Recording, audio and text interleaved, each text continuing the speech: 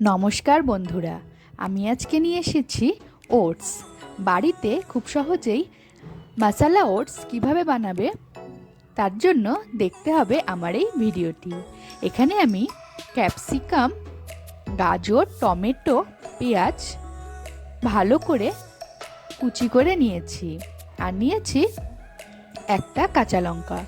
ঝালটা অবশ্যই তোমরা তোমাদের যেইভাবে যেরকম ঝাল খাও সেইভাবে লঙ্কাটা নেবে। আমি এখানে যেহেতু ছোট বাচ্চার জন্য করছি, তাই আমি এখানে একটা কাঁচা লঙ্কাকে চিড়ে নিয়েছি। আর তোমরা যদি ঝালটা বেশি খেতে পছন্দ করো তবে কাঁচা লঙ্কাগুলোকে কিন্তু অবশ্যই ছোট ছোট করে কেটে দেবে, তাহলে এর স্বাদটা আরও দ্বিগুণ হয়ে যাবে।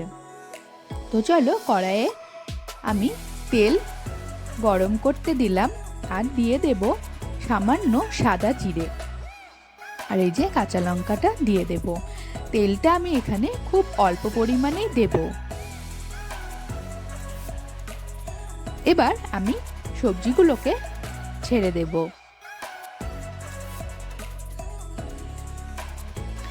এরপরে দিয়ে দেব 1 টেবিল চামচ লবণ আর 1/2 টেবিল চামচ হলুদ গুঁড়ো।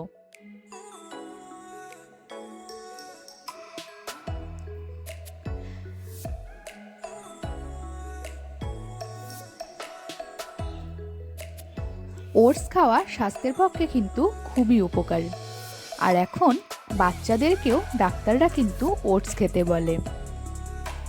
ওটস বিভিন্ন রকমভাবেই খাওয়া যায়। অনেকে ওটসের পায়েস বানিয়ে খায়, অনেকে আবার এরকম করে টেস্টি মশালা ওটস বানিয়ে খেতে পছন্দ করে।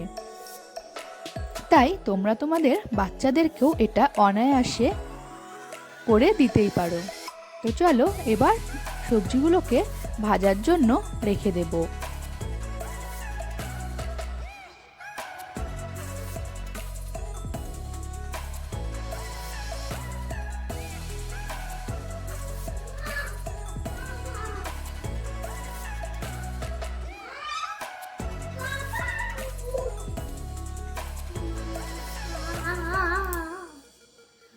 ওটসটা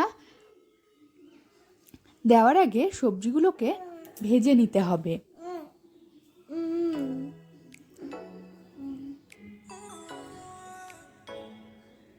আমি এখানে 1 কাপের মতো ওটস নিয়ে নিয়েছি।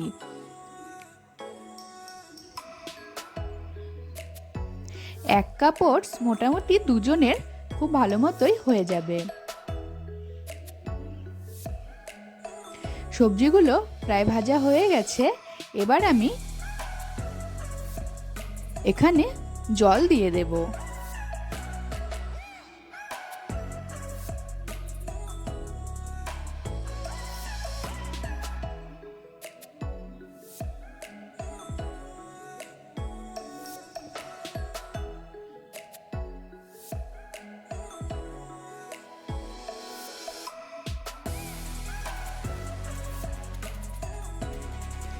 এবার ওটসটাকে আমি এর মধ্যে ঢেলে দেব।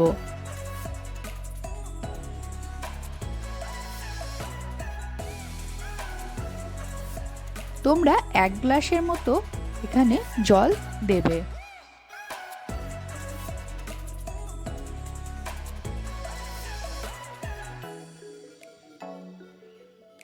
ভালো করে নাড়াচাড়া করে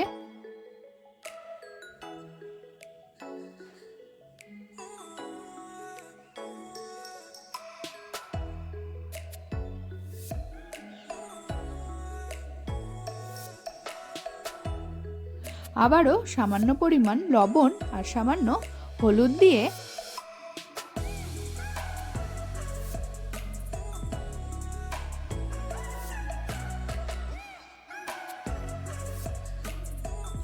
ভালো করে নাড়াচাড়া করে ওটসটাকে ঢেকে দেব 5 থেকে 7 মিনিটের জন্য।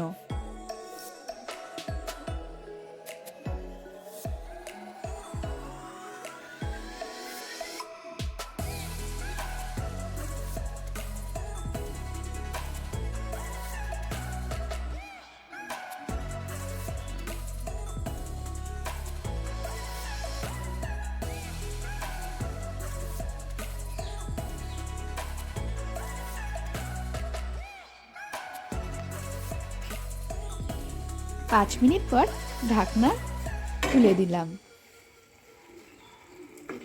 আমাদের ওটস কিন্তু একদম তৈরি হয়ে গেছে।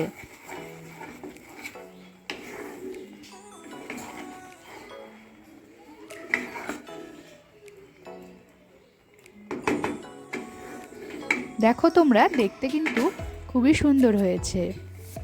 এবার নামবার আগে এর মধ্যে ম্যাগি মশলা দিয়ে দেব। এই যে এই ম্যাগি মশলাটা আমি এখানে ব্যবহার করব। তোমরা চাইলে যে কোনো মশলা ব্যবহার করতে পারো।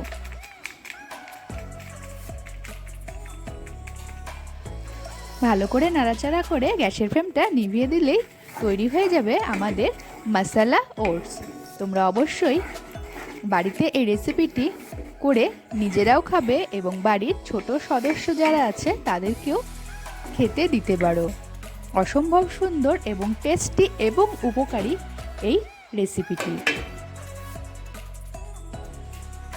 ভিডিওটি ভালো লাগলে লাইক, কমেন্ট, শেয়ার ও সাবস্ক্রাইব করতে ভুলো না।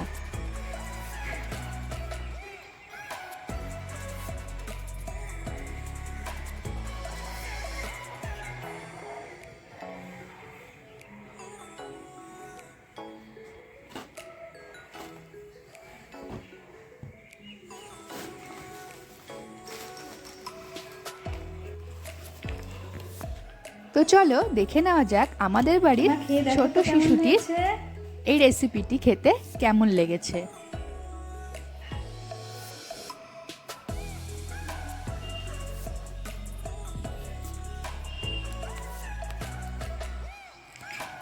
Yummy!